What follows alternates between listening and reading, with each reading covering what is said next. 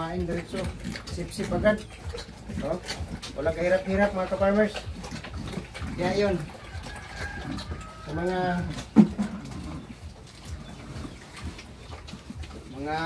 matagal lang nagbababoy, no?